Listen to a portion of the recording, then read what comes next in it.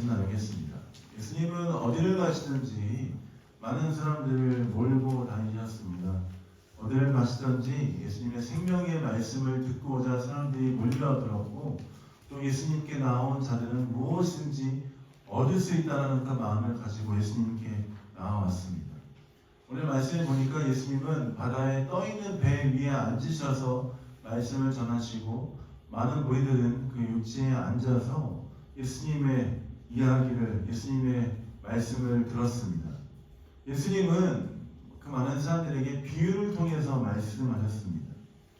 이 말씀 여러분 잘 아시는 것처럼 네 가지 땅에 떨어진 씨의 비유라는 제목으로 아마 타이틀이 달려있을 텐데, 성경을 펴시면 그렇게 친절하게 달려있지 않습니까? 아마 교회를 다니시든지 다니시지 않았든지, 예수님을 믿든지 오래되지 않았든지, 아마 이 비유는 너무나 유명하기 때문에 잘 알고 있을 것이다 라고 생각합니다. 하나님의 말씀을 듣고 깨닫는 자들에게 하나님께서 주시는 그 말씀의 비유들을 예수님께서 허락하셨는데, 사실 예수님이 많은 경우에 비유를 통해서 사람들에게 말씀하셨습니다. 우리는 이 성경 말씀을 비유를 통해서 읽는 것들을 여러 번 비유를 들었고 이야기처럼 들었기 때문에 비유를 정확하게 알 수 있고, 이게 이런 뜻이구나 라고 생각되겠지만, 비유를 처음 듣는 사람들은 이 비유가 과연 무엇을 의미하는 것일까 하는 궁금증을 가지고 아마 예수님의 말씀을 들었을 것이다 라고 생각합니다. 비유는 모든 자들에게 열린 것은 아닙니다.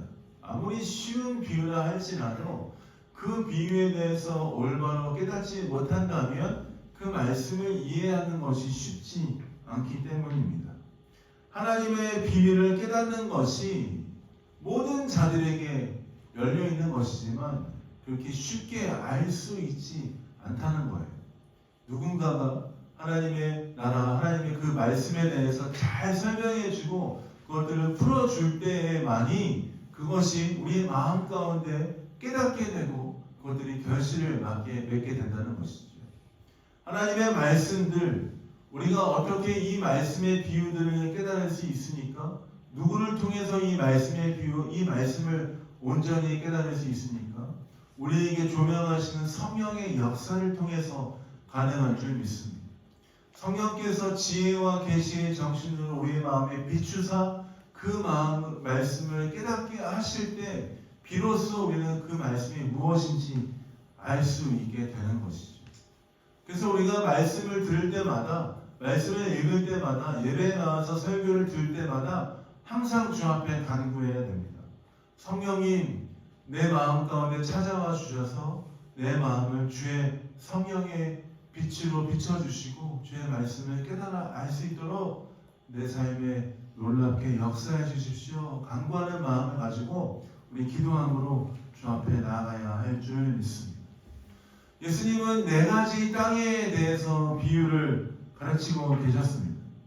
하나님의 말씀이 심겨지고 열매 맺는 삶의 원리에 대해서 가르쳐 주신 것입니다. 여기 우리가 읽은 이 마가복음 4장 1절부터 9절까지 보면은 네 가지 땅에 대한 것이 나옵니다. 첫 번째 땅은 무슨 땅이냐면 잘 아는 것처럼 길가에 뿌려진 씨입니다.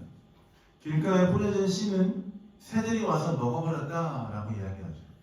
두 번째 어떤 씨입니까? 돌밭에 뿌려진 씨입니다. 돌밭에 뿌려진 씨는 흙이 얕은 돌밭이었습니다. 흙이 깊지 않아서 씨가 이렇게 뿌리를 내게 했는데 곧 타서 없어졌다라고 이야기합니다. 세 번째 씨는 어디에 떨어졌냐면 가시밭에 떨어졌다라고 얘기합니다. 가시떨기에 떨어진 그 씨는 어느 정도 자라서 열매를 맺는가 싶었더니 가시 때문에 결국에는 더 자라지 못해서 죽어버렸다, 결실을 맺지 못했다라고 이야기합니다. 네 번째 씨는 어디에 떨어졌냐면 좋은 땅에 떨어졌습니다. 좋은 땅에 떨어진 씨는 30배, 60배, 100배의 결실을 맺게 되었습니다. 우리 예수님께서 이 비유를 마무리하시면서 뭐라고 말씀하셨냐면 이 비유의 마지막에 들을 귀 있는 자는 들으라 라고 말씀하셨습니다. 예수님께서 들을 귀 있는 자는 들어라 라고 말씀하신 것을 보면 우리 유추할 수 있지 않겠습니까? 누군가는 이 말씀을 듣고 깨달았는데 누군가는 도무지 이 말씀이 무엇인지 알지 못해서 아마 궁금해하지 않았을까 하는 생각을 하게 됩니다. 아니나 다를까 11절부터 20절까지는 이 비유의 말씀에 대해서 예수님께서 설명해 주시는 장면이 쭉 나옵니다. 11절에 보면 어떤 사람이 찾아와서 제자들과 함께 계신 예수님께 어떻게 얘기하냐면 도무지 이 비유를 알 수가 없어서 이 비유를 좀 설명해 달라고 예수님께 이야기합니다. 그래서 예수님께서 11절에 하나님 나라의 그 비밀에 대해서 비유에 대해서 말씀하시죠. 11절 말씀을 같이 한번 읽어볼까요? 11절, 12절 말씀을 같이 한번 읽어보겠습니다. 읽겠습니다. 앞에 화면에 보이시죠? 읽겠습니다. 시작! 이르시되 하나님 나라의 비밀을 너희에게는 주었으나 너희에게는 모든 것을 비유로 하나니 이는 그들로 보기는 보아도 알지 못하며 듣기는 들어도 깨닫지 못하게 하여 돌이켜 죄사함을 얻지 못하게 하려. 그렇습니다. 하나님 나라의 그 말씀들, 하나님 나라의 이 말씀들이 비밀이다 라고 말씀하십니다. 비유로 설명하시면서 비밀이다 라고 말씀하시죠. 이 하나님 나라의 비밀들을 누구를 통해서 확실히 알 수 있는 것입니까? 이 비밀들을 설명해 주시는 예수 그리스도의 말씀, 예수님을 통하여서 그들이 알 수 있는 것입니다. 즉 하나님 나라의 비밀, 하나님께 가는 길은 예수님을 통하여서 알 수 있다는 것들을 예수님이 이 시간 제자들과 그 사람들에게 알려주시는 줄 믿습니다. 하나님 나라의 비밀을 깨닫는 자들, 은혜를 입은 자들입니다. 왜 그렇습니까? 예수님을 만난 자들이기 때문이죠. 예수님을 통해서 그 비밀을 깨닫고 하나님 나라로 갈 수 있는, 하나님께 나아갈 수 있는 길을 찾은 사람들이기 때문에 그렇습니다. 사랑하는 벨리 영광교회 성도 여러분, 오늘 이 말씀을 듣고 여러분들도 이 말씀 가운데 하나님께서 주시는 그 은혜를 통해서 하나님께 나아가는 그 길을 깨달음으로 말미암아 주의 은혜 가운데 나아가신 여러분 상 되시길 예수님의 이름으로 축복드립니다. 예수님께서 주신 비유는 이렇습니다. 14절부터 20절까지 이 비유를 설명하고 있는데 씨 뿌리는 자가 씨를 뿌릴 때 그 씨 뿌리는 자는 누구입니까? 예수님이시죠. 예수님께서 씨를 뿌리고 계세요. 네, 여러분 이 씨는 뭐라고 말씀하시냐면 하나님의 말씀이다 라고 이야기합니다. 하나님의 말씀을 예수님께서 뿌리고 계십니다. 하나님의 말씀을 예수님께서 각 땅에 뿌리고 계시는데 그 각 땅은 사람들의 마음을 의미합니다. 네 가지 땅이 있죠. 길가, 돌밭, 가시떨기, 좋은 땅이 있습니다. 말씀이 뿌려지는데 이 말씀을 받는 사람들의 마음밭을 이야기하는 것입니다. 처음에 하나님의 말씀이 길가에 뿌려졌습니다. 어떻게 됐습니까? 14절에 보면 사탄이 와서 15절에 보면 사탄이 즉시 와서 그 씨앗을 가져가 버렸다라고 이야기합니다. 하나님의 말씀이 뿌려졌으나 언제든지 사탄은 그 말씀이 뿌려진 것이 열매 맺지 못하도록 그 땅속에 깊이 들어가지 못하도록 사람들의 마음 가운데 감동이 오지 못하도록 그 말씀을 빼앗아간다라고 이야기합니다. 뿌려진 씨앗 무엇인지 상관없는 자들, 그 말씀이 무엇인지 상관없고 말씀이 무엇인지 상관없는 그 강팍한 마음을 가진 사람들, 길가와 같은 마음을 가진 사람들입니다.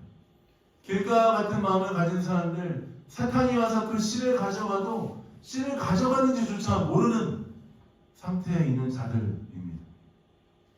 그들은 하나님의 말씀이 뿌려졌으나 그 말씀을 인하여서 자기네 삶을 돌아볼 만한 그 마음의 태도도 되지 않고 완악한 마음으로 그 말씀을 받아들이지조차 않고 있는 자들입니다. 왜냐하면 사탄이 그 말씀을 가져가 버렸고 그 말씀을 생각해볼 여유조차 없는 사람들이었기 때문이죠.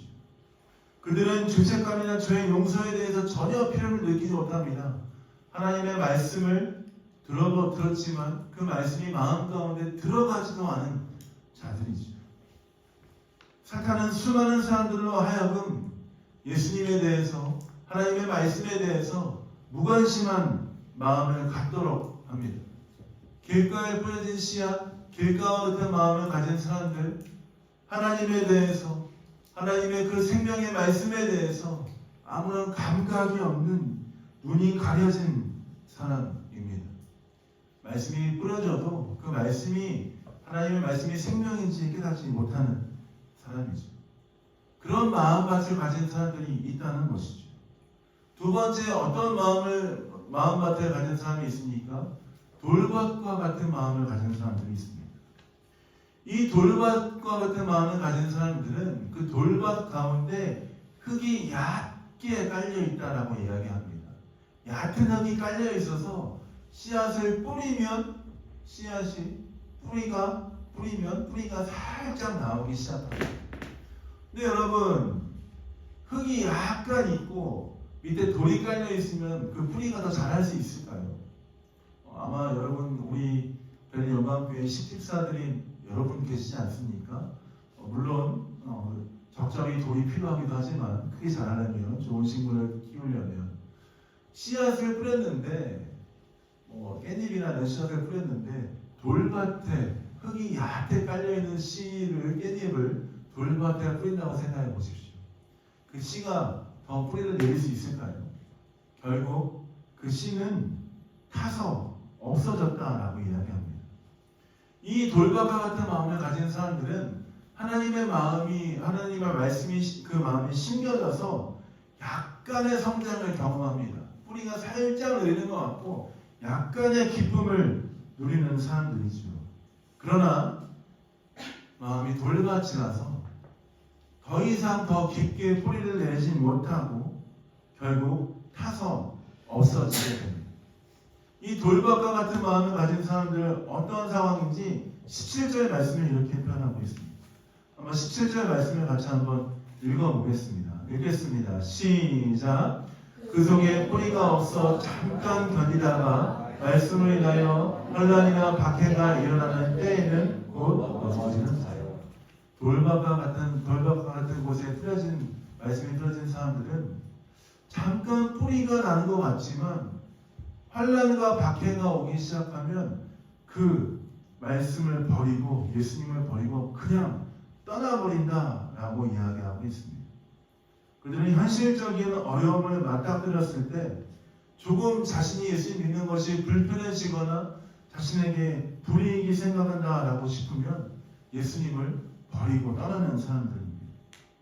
사탄은 항상 여러 가지 어려움들을 통해서 사람들이 예수님을 따르지 못하도록 계속해서 시험하고 있습니다. 뿌리가 없는 자들은 그 시험에 쉽게 넘어지게 되죠. 마음에 그 말씀, 하나님의 말씀에 대한 확신이 없기 때문에 결국 열매를 맺지 못하고 예수님을 떠나게 됩니다. 복음의 진가가 무엇인지 경험하지 못하고 하나님의 말씀의 기쁨을 잠깐 누리고 떠나버리는 사람들이죠.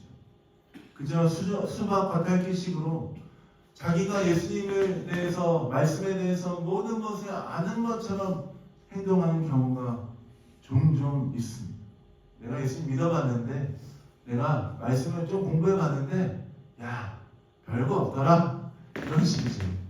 하나님의 말씀을 우리가 평생 동안 공부하고 알아가도 끝이 없는데 잠깐 믿은 그 경험으로 모든 것을 알아가는 것처럼 생각하는 경향이 있다는 것입니다. 그러나 진정 예수님의 깊은 은혜와 자비를 누린 자들은 이렇게 행동하지 않는다는 것입니다. 세 번째, 어떠한 씨가 있습니까? 어떠한 마음밭이 있습니까? 가시 떨기에 떨어진 씨앗, 가시 떨기와 같은 마음을 가진 사람들이 있습니다. 이 가시 떨기와 같은 곳에 떨어진 그 씨앗은 어느 정도 성장이 있습니다. 사실 이 땅은 돌이 있는 거나 여러 가지 어려움이 있는 땅이 아니라서 씨앗이 뿌려져서 씨앗이 성장하는 것까지 가기 시작합니다. 그런데 이 가시 떨기에 뿌려진 씨앗은 어느 정도 성장하다가 가시에 막혀서 결국엔 죽게 됩니다. 어떻게 죽게 되는지 19절 말씀을 한번 읽어볼까요?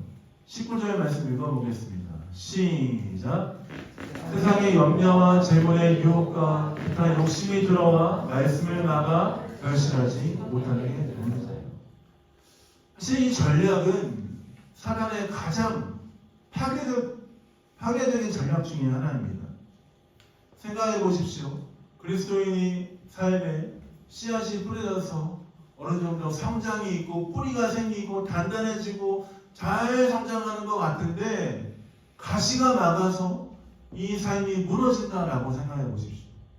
식물이 이만큼 자랐는데 열매를 맺기가 얼마 남지 않았는데 가시떨기 때문에 뿌려진 씨앗이 다 없어져서 죽는다라고 생각해 보십시오. 얼마나 허무하고 허망하고 얼마나 어렵겠습니까? 사탄은 그리스도인들이 열매 맺지 못하도록 마지막까지 계속해서 유혹하고 시험을 주고 있습니다. 가시떨기와 같은 것들로 계속해서 성도들이 자라지 못하도록 핍박하고 환난을 주고 있죠. 그 가시떨기와 같은 것이 뭐라고 말씀하십니까? 세상의 염려, 재물의 유혹, 기타 욕심들이 들어와서 결국 성장하지 못하고 열매 맺지 못하고 죽어버리게 되는 상황을 겪게 되는 것입니다. 세상의 염려, 재물의 유혹, 기타 욕심 이런 것들은 무엇입니까? 그리스도인들, 예수님을 주로 믿는 자들의 마음을 흔드는 일들과 같은 것이죠. 사실 우리가 신앙생활을 하다 보면 우리의 마음이 흔들리는 것이 어떤 큰 계기를 통해서 흔들리는 경우도 있지만 아주 작은 것들을 통해서 우리의 믿음이, 우리의 삶이 흔들릴 때도 많이 있습니다. 별거 아닌 것 같은데 잔펀치를 툭툭툭 맞았는데 나 예수님 잘 믿고 있었던 것 같은데 갑자기 우리 신앙이 훅 이렇게 떨어질 때가 있지 않습니까? 저만 그런가요? 잘 믿고 있고 나 정말 열심히 믿고 있고 하나님 말씀 열심히 보고 있고 잘 살고 있는 것 같은데 가끔 가다가 내 삶 가운데도 찾아오는 염려와 세상의 유혹과 기타 욕심들로 인하여서 내 마음이 무너질 때가 종종 있습니다. 그리스도인들에게 그런 가시떨기와 같은 유혹이 항상 찾아온다는 것입니다. 유혹의 크기와 상관없이 염려의 크기와 상관없이 사탄은 우리로 하여금 그 틈을 타서 넘어지게 하려는 전략을 가지고 있습니다. 위대한 신학자 존 오웬은 이렇게 얘기했죠. 우리 마음 가운데 죄에 아주 작은 불씨라도 있다면 그 작은 불씨가 살아나지 못하도록 계속해서 우리의 죄를 죽이는 하나님 앞에 그 죄를 갖고 나가서 그 죄를 죽이는 연습을 해야 된다라고 이야기합니다. 왜냐하면 아주 작은 죄다 할지라도 언제든지 이 불씨와 같은 작은 죄가 우리의 마음을 뒤엎을 수 있기 때문이죠. 때마다 계속 우리는 하나님 앞에 간구하며 내 마음의 작은 불씨와 같은 염려와 욕심, 때로는 죄의 문제도 해결해 달라고 항상 주 앞에 간구하는 마음을 가져야 합니다. 사탄은 언제든지 우리가 갖고 있는 작은 욕심과 작은 염려와 작은 불안함을 가지고 우리의 마음을 뒤엎을 수 있는 그런 능력을 갖고 있습니다. 그리스도인들은 때마다 그 세상의 욕심과 가시와 같은 욕심과 유혹이 찾아오지 않도록 주께서 우리의 모든 것들을 욕심과 염려를 제해 주시도록 항상 주 앞에 간구해야 하는 것입니다. 그러나 좋은 땅에 떨어진 씨앗은 어떻게 됩니까? 좋은 땅에 떨어진 씨앗은 결실을 맺어서 100배, 60배, 30배의 결실을 맺게 됩니다. 어떤 사람들은 30배를 맺고 어떤 사람들은 60배를 맺고 어떤 사람들은 100배 열매를 맺어서 하나님 앞에 놀라운 영광을 돌리는 사람이 된다는 것이죠. 하나님의 말씀이 심겨지면 이 30배, 60배, 100배의 결실을 맺는 것처럼 우리의 삶에는 분명하게 열매가 맺힌다는 것을 기억해야 합니다. 우리가 이 비유를 보면 사람의 마음밭, 우리의 마음밭에 하나님의 말씀이 뿌려지는 그 말씀이 뿌려지는 그것들이 반드시 열매를 맺는다는 것을 기억하며 우리는 이 말씀을 받아야 합니다. 이 말씀을 통해 명확하게 알 수 있는 것이 있습니다. 씨앗에는 문제가 없습니다. 뿌려지는 하나님 말씀에는 문제가 없습니다. 문제는 우리의 마음입니다. 길가와 같은 마음을 가졌는데, 돌밭과 같은 마음을 가졌는데, 왜 내 삶에 열매가 맺히지 않지? 씨앗에 문제가 있는 거 아니야? 이렇게 생각하면 안 된다는 거예요. 하나님의 말씀, 우리 가운데 뿌려지고 우리 가운데 선포되어지는 그 말씀은 문제가 없습니다. 문제는 그 말씀을 받아들이는 우리의 삶의 자세와 태도라는 것이죠. 하나님의 말씀이 내 삶에 찾아오셔서 열매 맺으시고 내 삶을 놀랍게 바꿔주시고 새롭게 해주시도록 우리의 마음에 혹시라도 돌과 같은 마음이 있다면 그 돌을 골라내는 작업을 해야 한다는 거예요. 혹시 우리 마음 가운데 유혹과 욕심과 염려가 있어서 가시떨기 같은 것이 우리의 마음밭에 자리 잡고 있다면 하나님 그 모든 것을 치워주시도록 우리는 주 앞에 간구해야 합니다.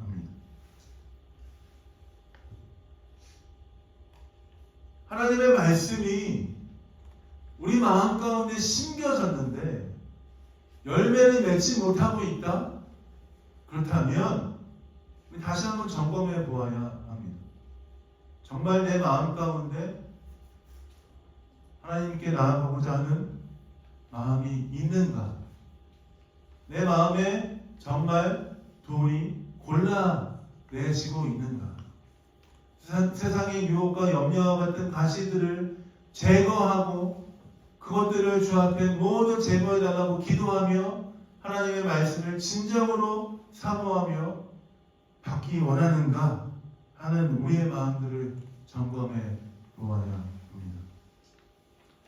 온 세상의 모든 것을 창조하시고 다스리시는 분, 온 우주를 만드시고 만물을 주관하시는 그 하나님의 말씀이 만물보다 작고 아주 작고 연약한 미물 같은 우리들에게 그 말씀이 심겨졌는데 그 말씀이 열매 맺지 못하고 있다?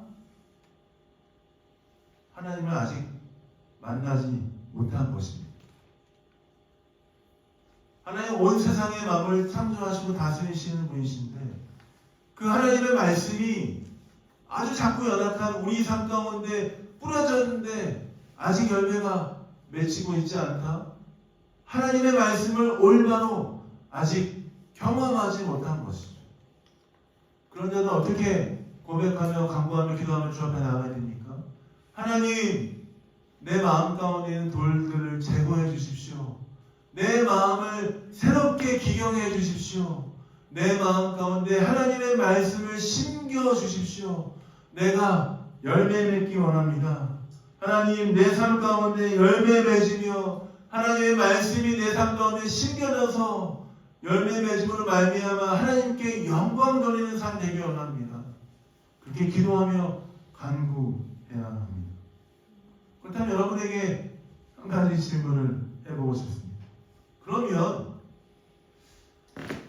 하나님의 말씀이 이렇게 생각하시는 분 있을 수도 있습니다. 하나님의 말씀이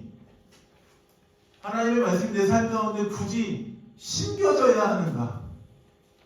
나 말고도 하나님 놀라운 일을 행하실 수 있는 분이신데 하나님 위대하신 분이신데 굳이 내 삶 가운데 심겨지지 않고 여러 사람들에게 심겨져서 하나님의 나라가 놀랍게 선포되어지는 거 그 일 있으면 되는 거 아닌가? 나는 그냥 대충 믿고 하나님 계신 거 알고 열매 맺는 거 말고 하나님의 백성으로 살다가 마지막 날에 그냥 하나님 나라 가면 되는 거 아닌가? 라고 생각하는 분이 있을 수 있습니다. 굳이 내가 열매를 맺어야 하는가? 열매 맺으면 열매를 따서 저장도 해야 되고 더 바쁜 거 아닌가? 그냥 열매 안 맺고 대충 믿고 살면 안 될까? 라고 생각하는 분이 있을 수 있습니다. 그런데 여러분, 하나님의 말씀이 심겨진 사람들은 모두 다 열매를 반드시 맺게 되어 있습니다. 그리고 하나님은 말씀이 뿌려진 모든 사람들의 삶 가운데 하나님의 풍성한 삶을 누리도록 역사하고 계신다는 것이죠. 하나님의 말씀을 받는 자들 모두가 열매를 맺게 될 것입니다. 어떠한 자들은 30배 아주 작은 결실을 맺겠죠. 그렇지만 결실의 크기와 상관없습니다. 하나님의 말씀이 심겨져서 내 삶 가운데 나의 삶에 나의 믿음의 분량대로 그 말씀이 심겨지고 열매를 맺었다면 하나님께 감사하십시오. 어떤 사람들은 하나님께서 여러 가지 달란트를 주셔서 60배, 100배의 결실을 맺을 수 있습니다. 하나님 주신 달란트대로 더 하나님께 영광 돌리며 하나님께 찬양하며 그 열매 맺은 삶을 가지고 하나님을 영화롭게 하는 삶을 살면 되는 것입니다. 사랑하는 벨 영광교회 성도 여러분, 우리 모두는 열매 맺는 삶, 풍성한 삶을 살도록 부르심을 받았습니다. 그리고 이 벨린에 사는 동안, 우리의 인생을 살아가는 동안 하나님의 풍성한 열매를 맺음으로 말미암아 하나님과 함께 누리며 그 영광 가운데 참여하는 여러분 되시길 예수님의 이름으로 축복드립니다. 말씀을 마무리하겠습니다. 4가지 밭이 있다라고 말씀드렸습니다. 길가, 돌밭, 가시밭, 좋은 땅. 여러분은 지금 어떤 밭과 같은 마음의 상태를 가지고 있습니까? 혹시 아직 하나님을 만나지 못한 길가와 같은 마음을 가지고 있으십니까? 오늘 이 시간 주님의 말씀을 받아들이고 그 마음에 하나님의 말씀이 심겨지는 역사가 있길 예수님의 이름으로 축복드립니다. 돌밭과 같은 마음을 가진 분이 있으십니까? 오늘 하나님께서 여러분의 그 마음의 모든 돌들을 제거해 주시고 좋은 땅으로 변화시켜 주셔서 하나님의 놀라운 열매를 맺게 해주실 줄 믿습니다. 혹시 여러분 가운데 유혹과 세상의 염려와 기타의 욕심 때문에 가시떨기에 떨어진 씨처럼 아직 열매 맺지 못하고 염려 가운데 있는 분들이 있으십니까? 하나님께서 여러분의 모든 유혹과 욕심과 모든 것들을 제하해 주시고 열매 맺는 삶으로 부르실 줄 믿습니다. 혹시 여러분 좋은 밭으로 열심히 열매 맺으며 살아가고 있습니까? 주님 다시 오시는 그날까지 계속해서 좋은 밭으로 30배, 60배, 100배, 어떤 분은 1000배 열심히 열매 맺으며 하나님께 영광 돌리는 여러분 삶 되시길 예수님의 이름으로 축복드립니다. 같이 한번 기도하고 말씀 마무리할까요? 기도할 때 우리가 이 말씀을 가지고 하나님 앞에 기도하며 나갔으면 좋겠습니다. 저는 여러분의 삶에 어떤 밭과 같은 마음을 갖고 있는지 저는 알지 못합니다. 그러나 하나님은 알고 계신다고 생각합니다. 그리고 하나님께 기도하고 간구한 자들에게 하나님께서 그 모든 혹시 길가와 같은 밭, 돌밭과 같은 밭, 가시떨기와 같은 밭을 가진 성도가 있다면 하나님 그 모든 것을 제하여 주시고 좋은 밭으로 하나님 변화시켜 주실 줄 믿습니다. 그렇다면 우리가 오늘 이렇게 기도했으면 좋겠습니다. 하나님, 내 마음을 새롭게 기견해 주십시오. 내 마음을 좋은 밭으로 변화시켜 주십시오. 하나님의 말씀이 내 삶 가운데 심겨져서 열매 맺는 삶 되기 원합니다. 나의 삶을 통해서 하나님께 영광 돌리는 삶 되기 원합니다. 내 삶 가운데 함께해 주십시오. 아버지 붙들어 주십시오. 다시 한번 기도하며 주 앞에 나가도록 하겠습니다. 기도하겠습니다.